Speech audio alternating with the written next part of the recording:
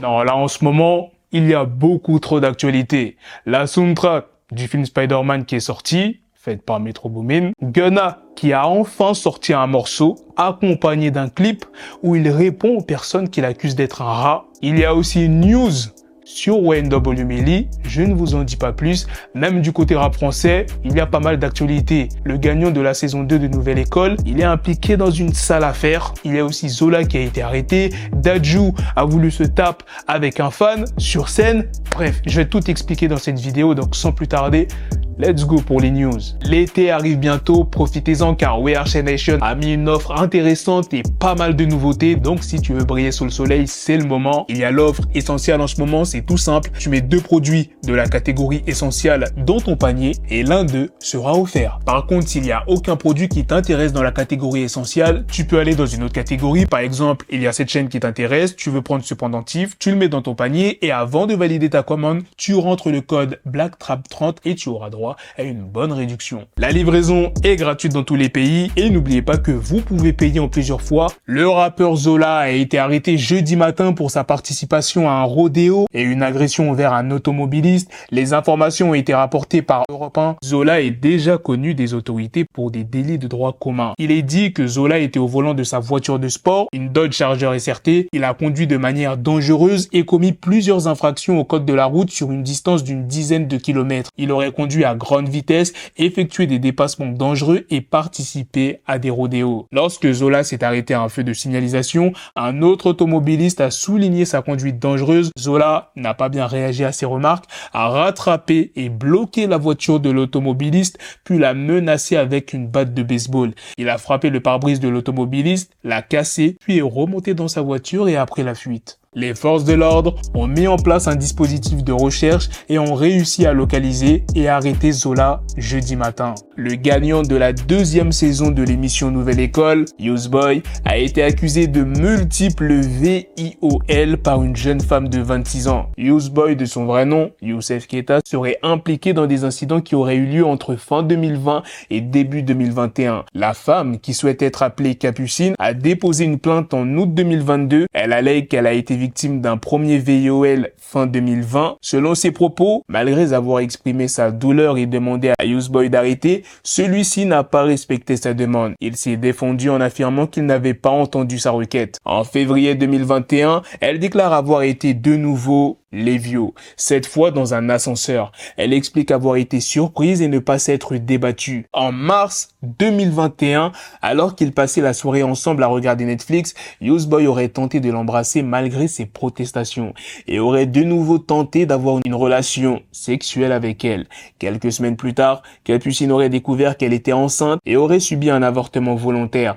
Elle a porté plainte 1 an plus tard, une fois sortie du déni. L'enquête est actuellement en cours. L'avocat de Youssboy, contacté par BFM TV, déclare que le rappeur nie les faits et qu'il coopérera avec les enquêteurs si nécessaire. Netflix n'aurait eu connaissance de la plainte que quelques heures avant la diffusion du dernier épisode. Ils assurent qu'ils font un grand travail de sélection pour éviter d'avoir des candidats avec des problèmes judiciaires ou autres comportements problématiques. On a aussi appris qu'une conversation enregistrée entre Youssboy et Capucine a été écoutée par BFM TV dans laquelle l'interlocuteur dit être désolé, assumer ses torts et vouloir s'excuser. Niska s'est exprimé sur la décision la plus dure que le jury a dû prendre dans Nouvelle École.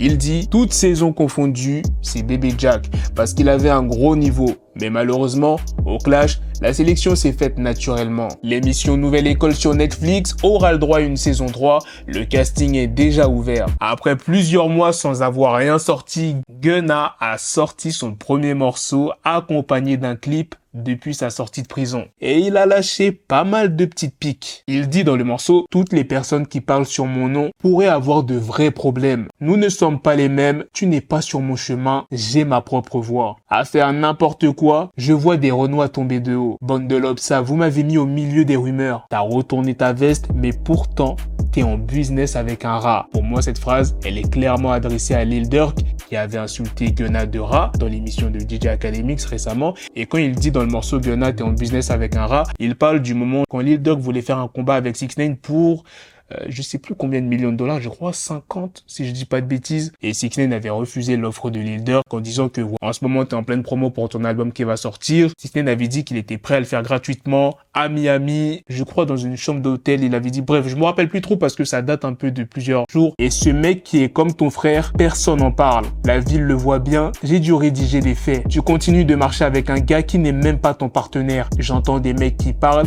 on les connaît uniquement grâce à Slade, donc Young Thug. Ces rappeurs ont besoin de plus de streams, ils ont sali mon nom. Bossy Badass espère que la carrière de Gunna va s'empirer. C'est lors d'une interview sur House Podcast qu'il a pris la parole.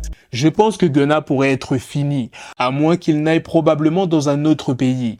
Même son producteur Weezy, avec qui il a travaillé depuis plusieurs années, le qualifie de rat. Je veux qu'aucun rat n'excelle. J'espère qu'il ne vendra plus jamais de disques. Ça m'a fait mal, ça fait pas partie du putain de plan ça. Vous avez entendu ce qu'a dit l'avocat de Young Thug? On n'avait aucune idée que cela allait arriver. C'est une attaque sournoise. Thug, lui, ne va pas sortir et raconter n'importe quoi pour sauver sa peau. Thug va sortir un jour et dire qu'il aille se faire foutre. Le Memorial Day est un jour férié qui a lieu le dernier lundi du mois de mai dans tous les États-Unis.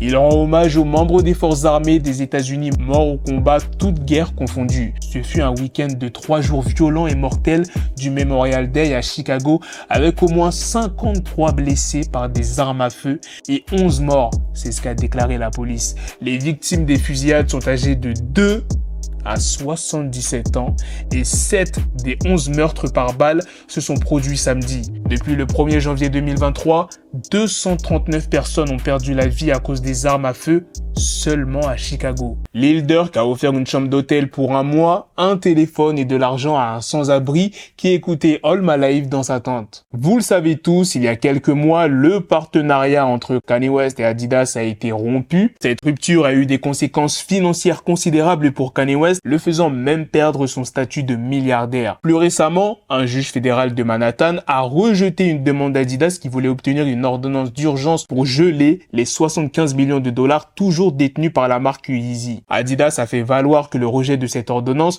leur causerait un préjudice irréparable. Cependant, la décision du juge a tourné à l'avantage de Kanye West. Kanye West a remporté cette bataille, mais pas la guerre. Adidas prévoit de renouveler sa demande dans l'espoir d'obtenir gain de cause à l'avenir. Adidas a aussi mis en vente ses derniers stocks de Yeezy avec tous les bénéfices allant à 2 associations luttant contre l'antisémitisme et les discriminations. Ceci est présenté comme une manière pour Adidas de se dissocier des récentes frasques médiatiques de Kanye West. Ça y est, le verdict du procès de Wayne W. Melly sera donné le 5 juin. Pas beaucoup de choix s'offrent à lui. Soit il sera libre, donc il sortira de prison, ou soit la peine de mort. Jay-Z a été aperçu avec l'acteur Damson Idris hier. Le rappeur YG a été aperçu avec Saweetie il y a quelques jours. Lors de son show à Londres, Beyoncé portait une tenue off-white qui a été spécialement réalisée pour elle. La tenue est incrustée de 40 000 cristaux rouges. Fabio Foreign vient de sortir une nouvelle mixtape sur YouTube. Future vient de déclarer qu'il travaillait actuellement sur son prochain album. The Weeknd vient de teaser la scénographie du After Hours Till Dawn. CZA a ramené Travis Scott par surprise lors de son concert à Amsterdam